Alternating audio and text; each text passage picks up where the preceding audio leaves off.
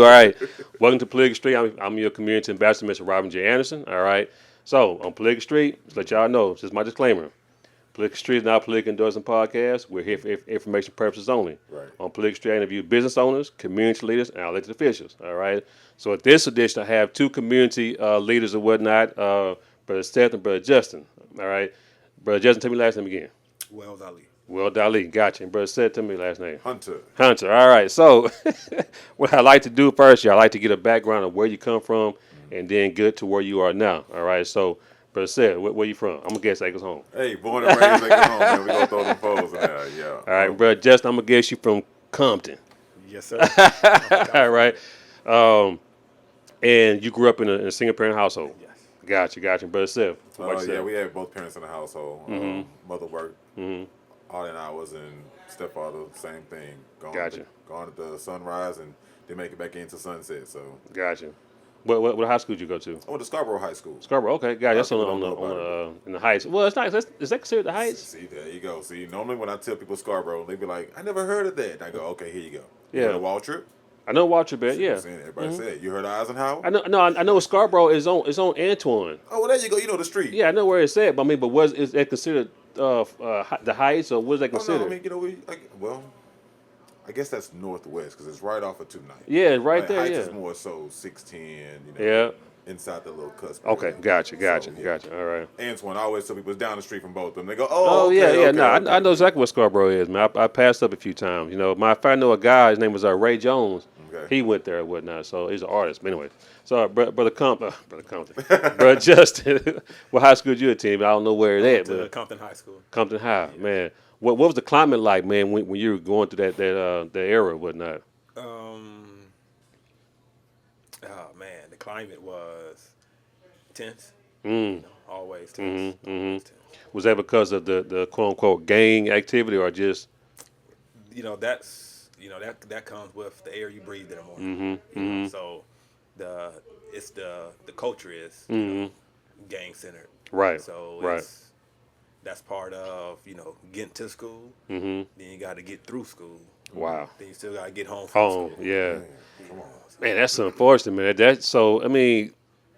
Our people already have PTSD already. Right. You know what I mean? But just to go through that in your home community where you just trying to survive, man. Exactly. I couldn't imagine, bro. I couldn't imagine. So how'd you? Well, I mean, did you succumb to? I don't know call succumb, but did you have to adjust by getting into a gang, or did you just like say, you know what, I'm good? The atmosphere that I was born and raised in. I didn't know I was in a gang until I became older and understood other people's concept of gangs. Just as early as second grade, I could recall, the bus would come pick us up from our projects and take us to school, and on our route there, we would have gang chants, songs we would chant on the bus, and this second grade, and so we already affiliated. Check. Before we know what affiliation is. Right. Wow, that's powerful, man. Was it the blue or the red, or was it another color? It was blue. Blue. Okay, gotcha. Yeah. Brother Seth, when you was after high school, where were you at? Man, after high school, I'll try to be brief about that, but for me, honestly, I didn't know what was going to happen after high school. I was heavy in speech and debate at the time, and a band head at the same time, and I didn't know what I wanted to do with college-wise or, schooling. My mother didn't push schooling. I think get a job was always encouraged, Yeah, that sounds about right. Take care of, take care of yourself, take care of the house. So coming from the debate atmosphere, everybody was, getting scholarships, talking about where they were going, and here it was not even a concern of myself. I had no idea. But, like I said, to be brief, the Sunday before school started, I got a phone call from Dr. Freeman at Texas Southern University. Oh, God, dog, TSU, man. I went to Prairie View, man, so you're all right. Anyway, we'll talk about that later. All right, go ahead, man, yeah. So, I got a phone call from Dr. Freeman. If you know Dr. Freeman, his voice is majestic. He's, hello, may I speak to Seth Hunter? And I've never heard my name said that way. I can't lie to you. That did something to me. And I was like, yes, this is he. And he says, is your father home? My father? Father George? Come on, cut it out. My mother's home. Put your mother on the phone, please. I said, okay. Hey, mama. And long story short, man, this guy gave me a full ride scholarship to Texas Southern to go to school, to be a part of the Texas Southern University debate team.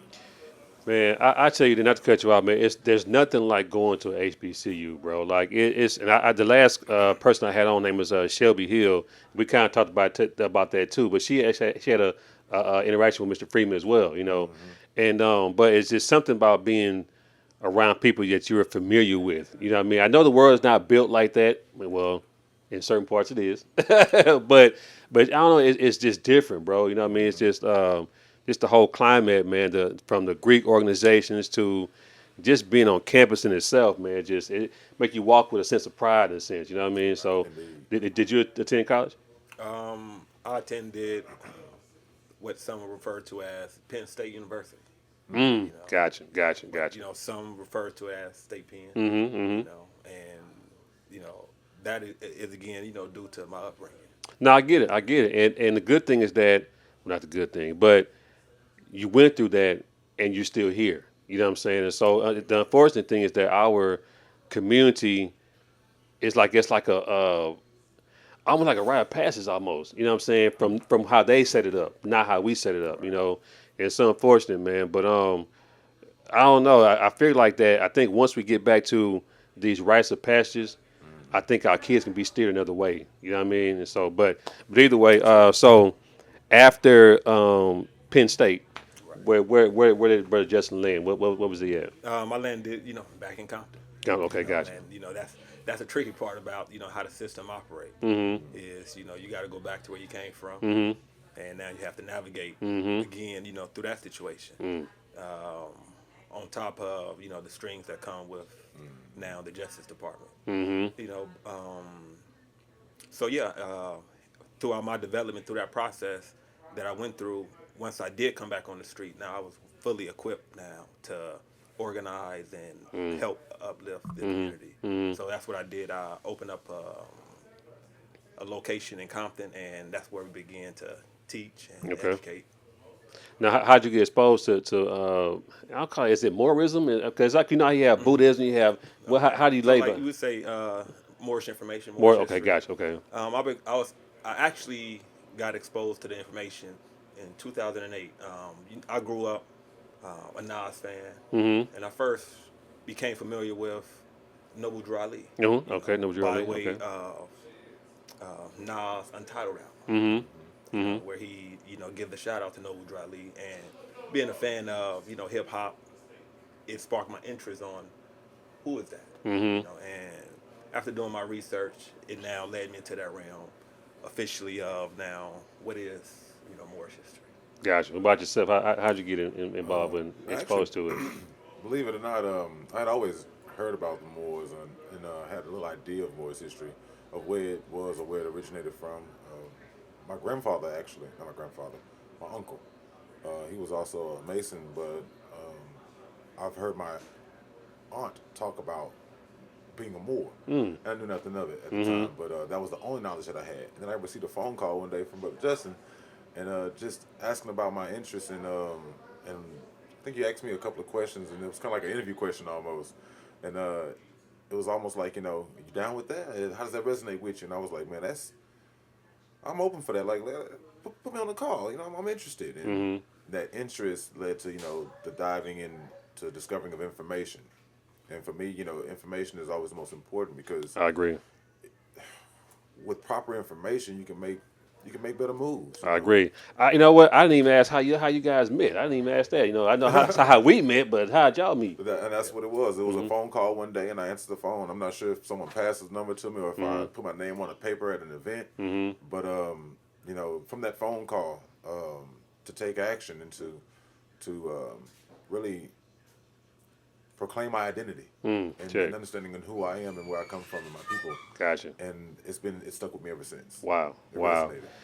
resonated. I got exposed to the Moorish information or the science, I guess, around 2002, 2003, because Bobby Hemmett would talk about it a lot, Bobby Hemmett and whatnot. And so, but I didn't dive into it. I kind of went through started saying more of metaphysics, because that's what he's into, metaphysics, things like that and whatnot. So, but I'd heard of Noble Drew Ali, like say through songs and stuff like that. I've heard that, but my actual experience, my first experience, like physically, was there's a Moorish temple in Fifth Ward, and when I ran for office, they had a candidate forum, and so what stood out to me first when I first walked in was the flag. I said, oh, okay. So I just kind of made a mental note and kind of kept going and whatnot, but I still hadn't just dove deep into it. I've done a little reading, So give me the history of Noble Drew Ali and how he came to the States, if I'm not mistaken. And He was then born. He was born, in okay, the born to the States. States. Okay, Yeah. give me a little history about Noble Drew Ali. Okay. Yes. Prophet Noble Drew Ali was born in the state of North Carolina. Okay, And it wasn't until 1913 when he started to now teach and proclaim the message, Gotcha. amongst our people, within the United States. Mm-hmm. And that concept of nationality is still something that escapes us, still today, Mm-hmm. from which would give us about 100 years Mm-hmm. in difference. So him, coming in the time frame that he did come in and bringing that information, it was the complete holistic approach to our salvation. Okay, okay, So that is, also what resonated with me as I sought to now not only cross-reference the information, but also to now debunk the information gotcha. and to not find, any error Mm-hmm.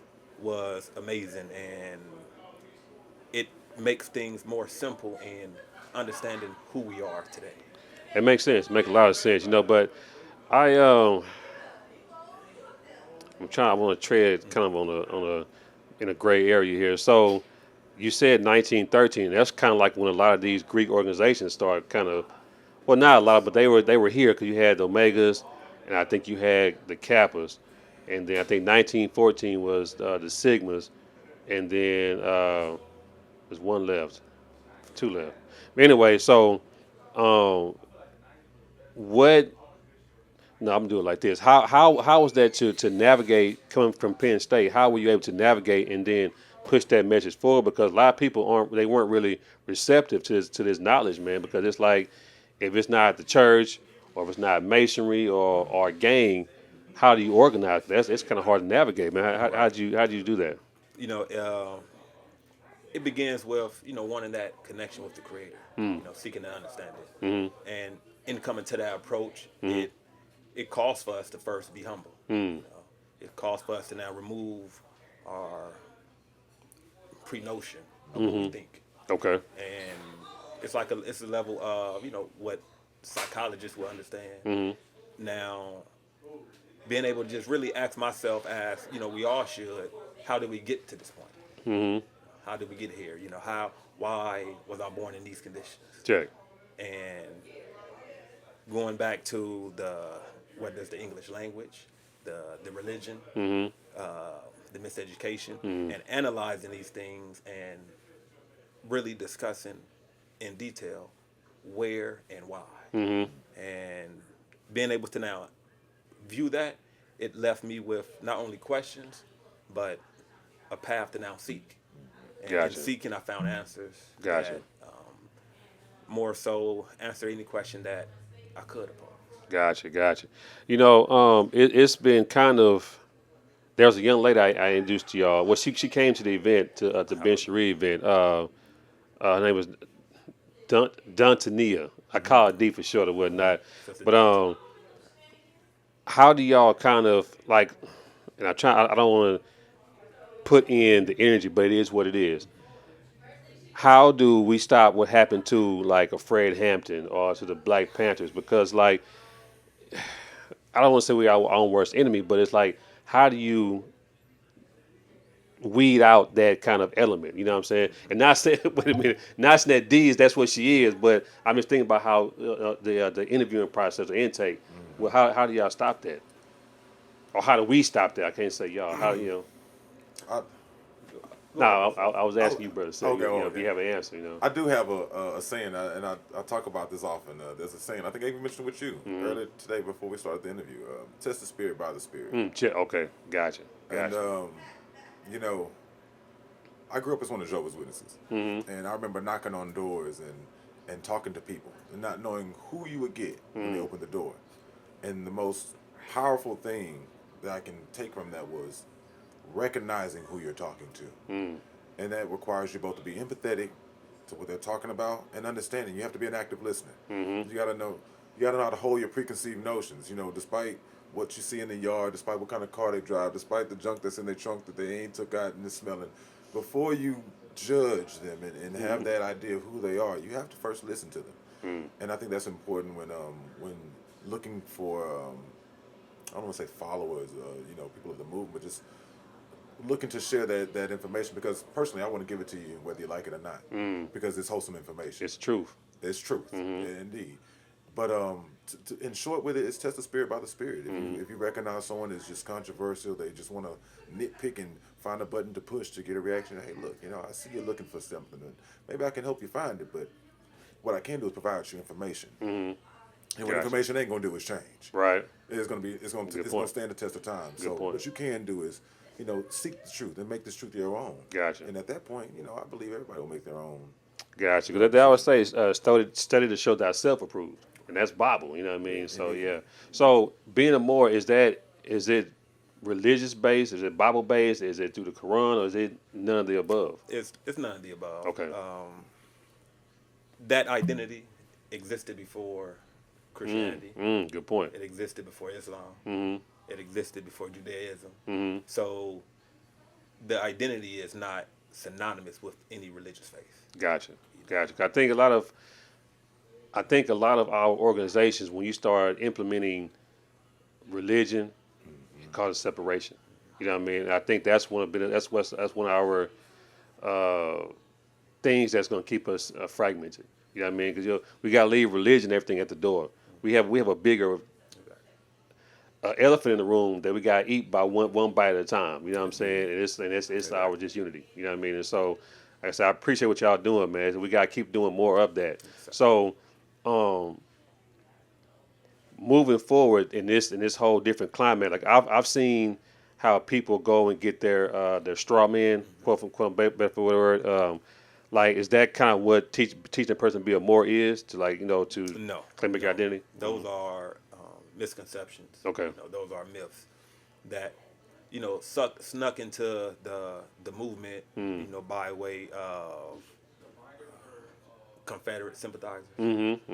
Because as we know, the sovereign citizen movement originated from the South. Check. And their rebellion of the North. Wow. Yeah, that's going to be challenging, man. Because like now, with the whole thing with 9/11, when that happened, they were able to usher in certain laws to try people in a sense, right?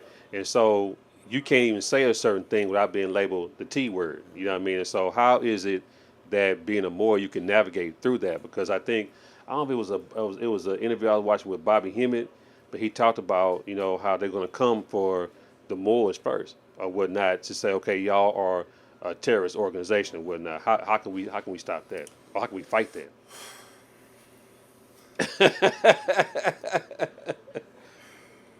I would say it's the truth.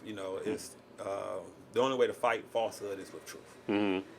Gotcha. Falsehood versus falsehood.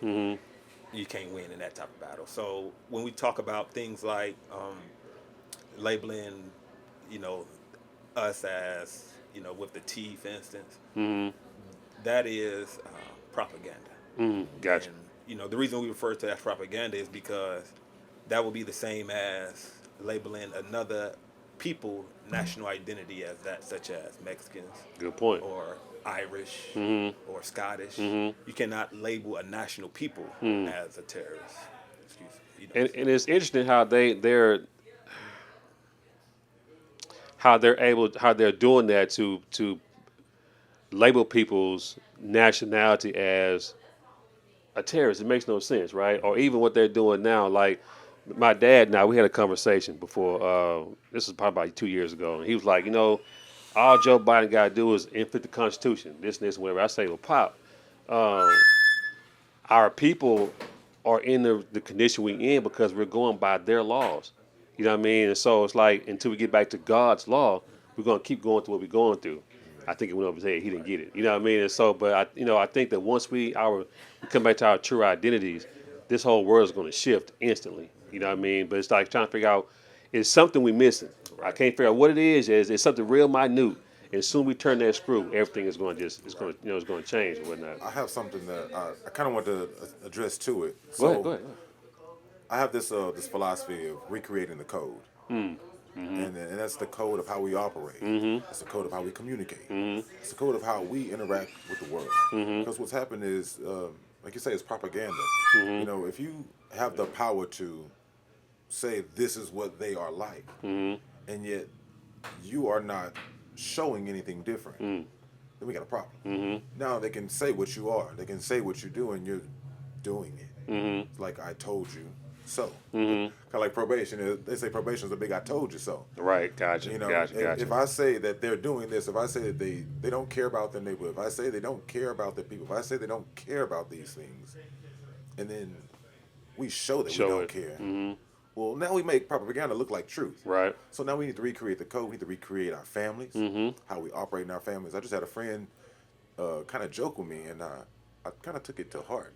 He says, you probably still sit down at the table and eat with your family, huh? Say what? What? Brother, you should Right. sit down and eat with your family. Check. And what that does is it creates the opportunity to communicate. It creates the opportunity to ask your child, how was How's your school day? today? Yes, sir. Yes, sir. How did you feel today? Did you experience the feeling of feeling sad? Now we can investigate those things. Now we can bring home back to home base. Now when the home starts to operate a certain way, now we can have families interacting with each other on the same page. You're Now right. we don't have to worry about going to, Donald's house or the Joseph's house or whoever down the street. But now we know we're on the same page. We know we have the same practices. We value the same things. And that was also to address the comment of religion. I can't be a part of that because of my religion or whatever the case may be.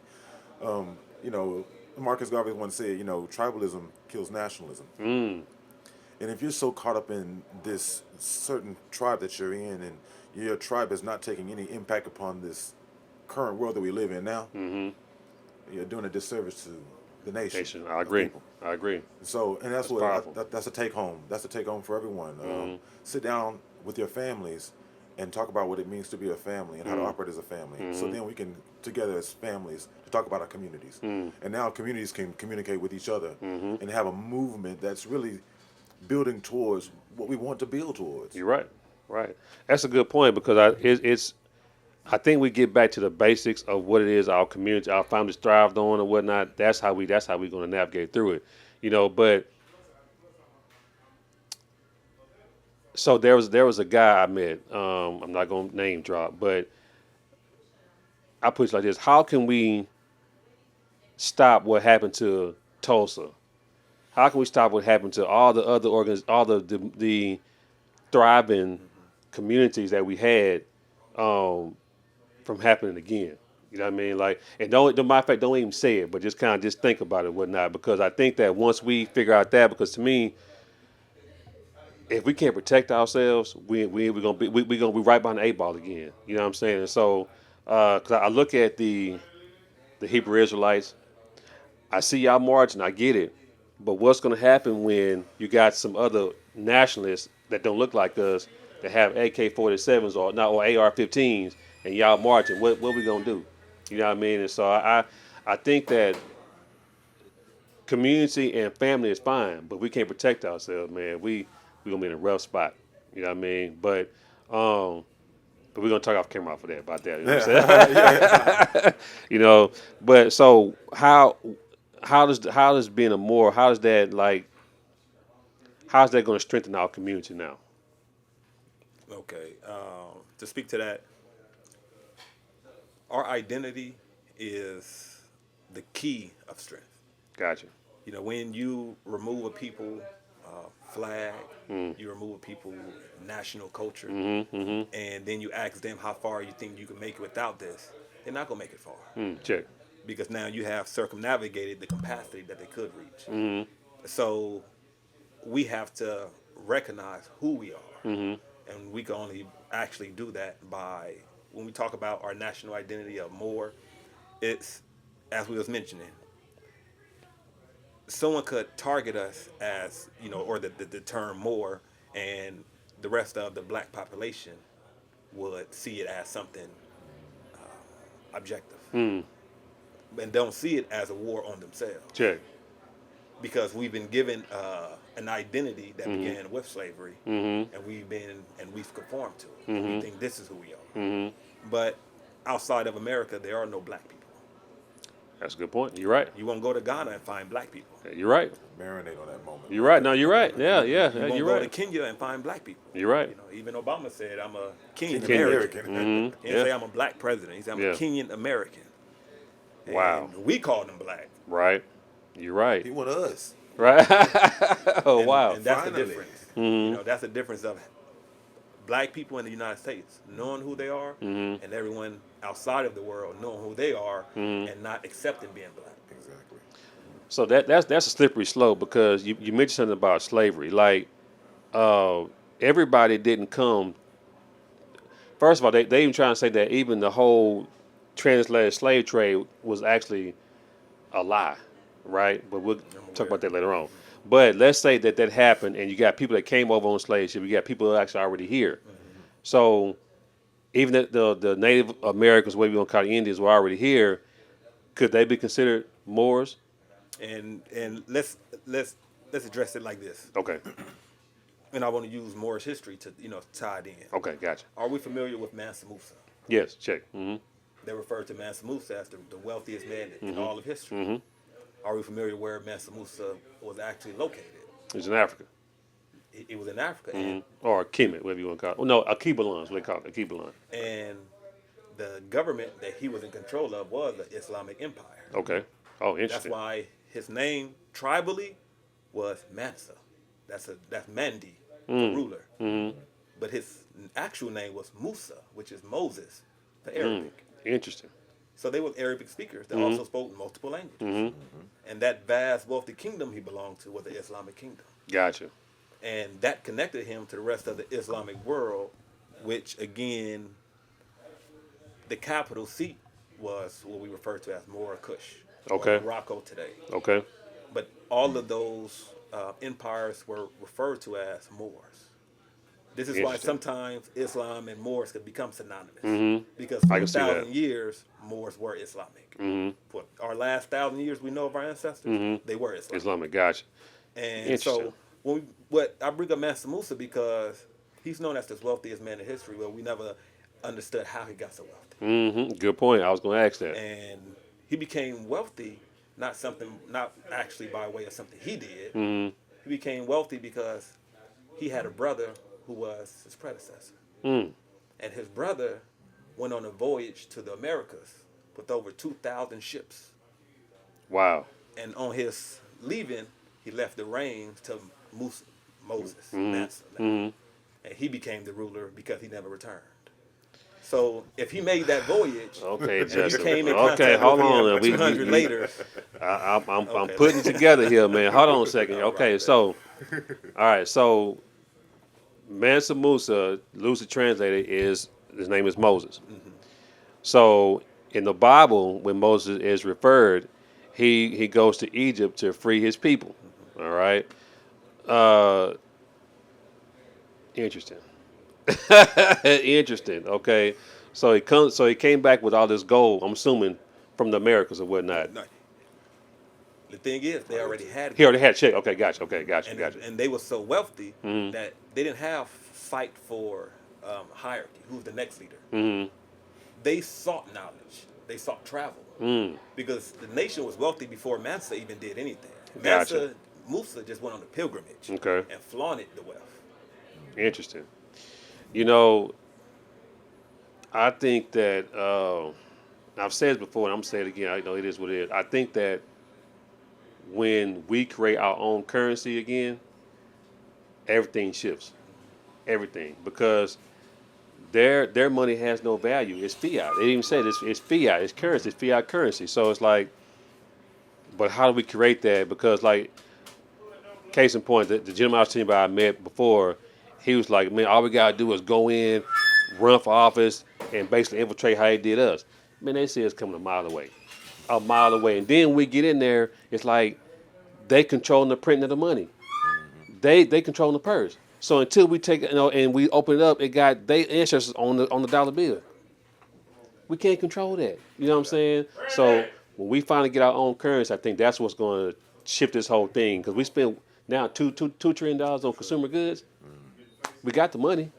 Now, like to tie in what I was mentioning was with this Mansa Musa existed in 1200s. We say Christopher Columbus sailed the ocean blue in 1492. Okay. So Abu Bakr, who was his predecessor, he voyaged to America with over 2,000 ships. Okay. Now, mind you, a couple years later, Mansa became the richest man in history because of the voyage he went on just to Mecca. But his brother crossed the Atlantic with over 2,000 ships before Christopher Columbus. Okay. If they had that type of wealth, then we know those wasn't just no canoes they left in. Facts, yeah. This is the critical thinking. Gotcha. Now, if he traveled with 2,000 ships in the 1200s, now you came in the slave ship in the 1500s, would they be different from you? Well, you took me too fast. Say it again. Let me process this. Okay, go ahead. Okay. Now, Okay, 1200s. They came with 2,000 ships Americas. to the Americas. All right. Okay, and then you came in 1492. Okay. as some came as captives. Check. Okay. Now, when those captives meet the ones who came 200 years prior, who's the native? I'm missing the connection. Okay, so the thing being, Okay. Yeah. they are also Native Americans. Okay. I'm with you. Okay, I got you. I'm So with now you. when you come here and you see other Native Americans, Our you own came people. by ship. Right. They came also voluntarily By ships. Right. Years before you. Gotcha. Are they not of you? Right. Good point. Are we different people? Right. No, we were saying only thing changes is our dialect. That's it. In our depart time. Gotcha. You came to Wow. LA on a 3:00 flight. Right. I came on the 7. Now we ain't relatives no more, huh? Right. Yeah. That and I had a aha moment. I was in Ethiopia. No. I was in Dakar, Senegal, and we had went to an event. It was like a house party, but it was like they had a pool party or whatever. Long story short, they were salsa dancing. So I'm like, well, how they salsa dancing up in here? But I said, well, wait a minute, that's us. You know what I mean? I say, so I had an aha moment, like, okay, I was kind of Separate ourselves from yes, and I don't like how our people, oh, I'm Cuban or I'm this, I'm that. Well, it's all the same. You know what I mean? So, but anyway, I'll get my soapbox, man. So, you guys have an event coming up on the 15th. March 15th. Kind of, how'd y'all meet Miss Elaine, man? She's a godsend, man. I love Miss Elaine, man. Yeah. Doing community work, just as we met Brother Seth, we were doing a community cleanup event. Brother Seth reached out to also join in, and he's been with us ever since. And, Gotcha. Same with Sister Elaine. We communicated on what else can we do in collaboration, and we kicked it off. We've been working closely now, together. We also are board members of the Educational Center. Okay, good So, deal. I didn't know that. Good deal. We've been working to also incorporate a Moorish curriculum. Oh wow, that's powerful, man. That's powerful. It's the last young lady we had on, Shelby. We talked about like homeschooling, Right. because and I'm gonna probably get some backlash from this, but I don't care. Today's education is not teaching our kids. They not.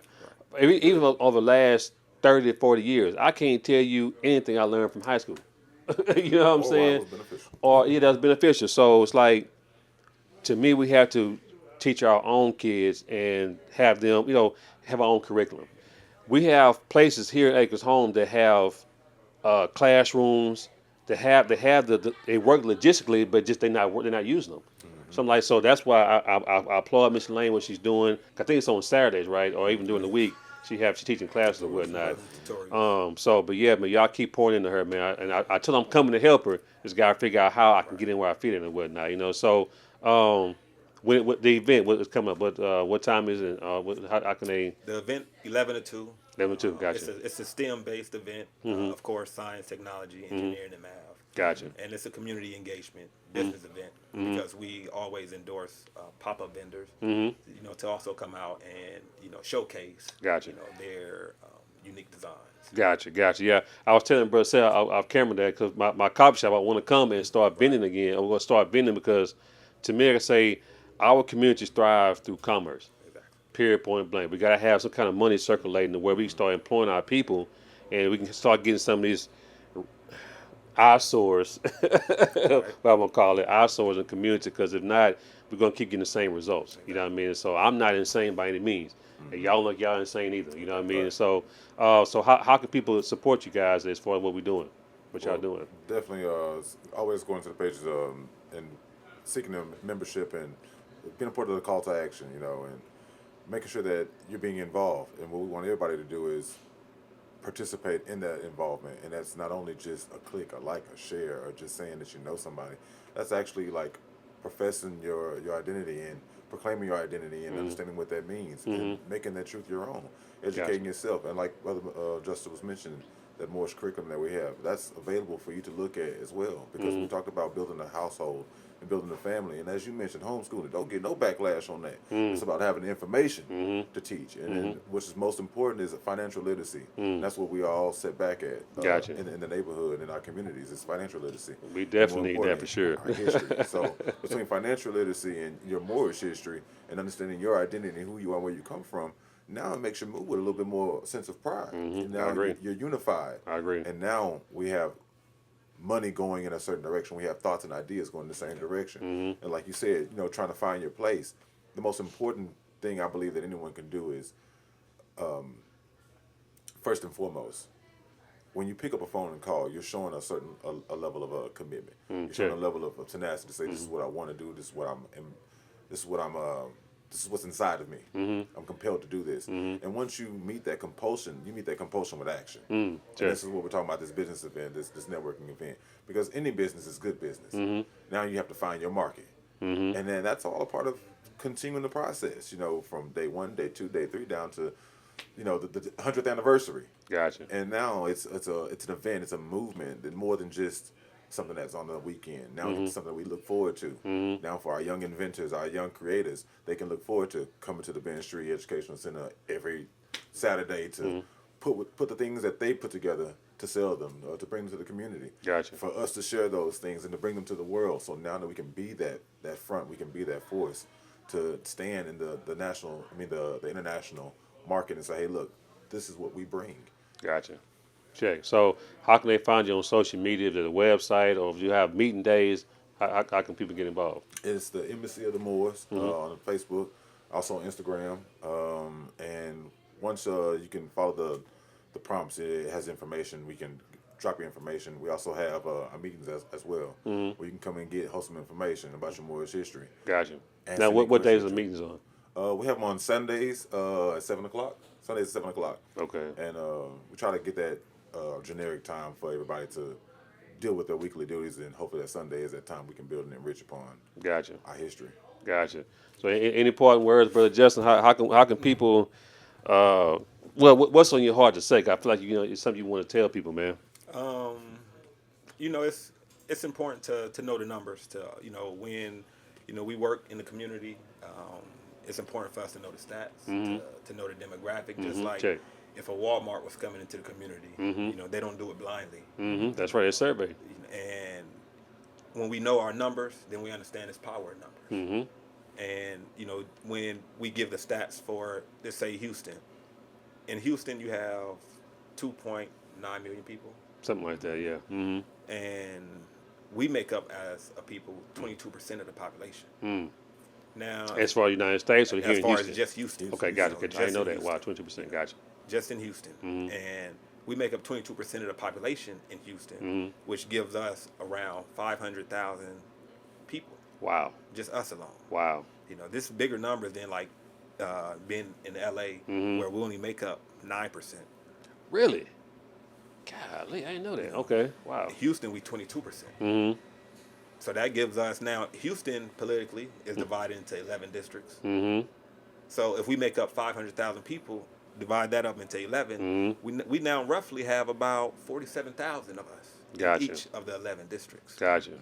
Now, with 47,000 of us, not taking into consideration the other 200,000 population within each of the districts, with us and our 47,000, we have the ability to put anybody into office that we choose. I agree. Because I agree. you have, such as in District B, Tarsha Jackson, she was elected with only roughly 9,000 votes. On the last election or the one before that? Last. Okay, wow, interesting. The one before that was about 4,000. If that. Yeah. But now, just us alone, we make up 47,000 people. Mm. Not alone Interesting. with other liberals from the different communities in the 200,000 mark, but just in the 47,000 is us. When you're running on a local level like city council, you don't get a lot of red or blue. It's just what it is. Nonpartisan. It's nonpartisan, right? You know what I mean? So that's interesting, man. That's very interesting. Okay. So we got the numbers. Yeah, to we make got a the numbers. change, Yeah. And like Brother Seth was saying, we have to be involved now. We have to reach out and say, now, what can I do? We have the numbers. We have the infrastructure. Now, we all have to take our part. I agree. And some refer to it as your civic duty because it's your right to be involved in your salvation. Right. You're right. You're right, man. Man, I appreciate y'all coming on, man. Cause we got to make this like a monthly thing, man. 'Cause I think all the information you guys have is like I think it should be shared. You know what I mean? How we can galvanize what we're doing. Cause I'm doing on my end, y'all doing on y'all end, but we come together. It's a strong fist. You know what I mean? That's So the part of it right there. that's it. You know what I mean? So we're not out, man. We're out organized.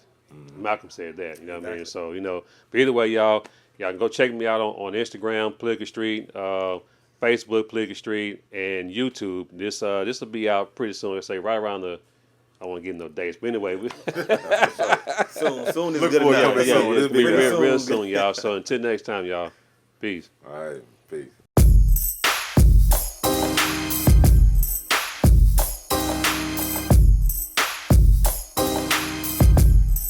Definitely want to give a shout out to Political Street, man. That's one of the coldest names you can have. Because we out here in these streets, but these politics is trickling down, so it's all intertwined, man. So we got to figure out how to work it the way we work. So shout out to Political